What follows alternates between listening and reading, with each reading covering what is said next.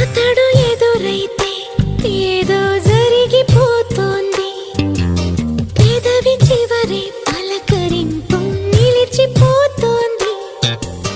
కొత్త నేస్తం కాదుగా ఇంత కంగారెందుకో, ఇంతవరకు లేదుగా ఇప్పుడు ఏమైందో.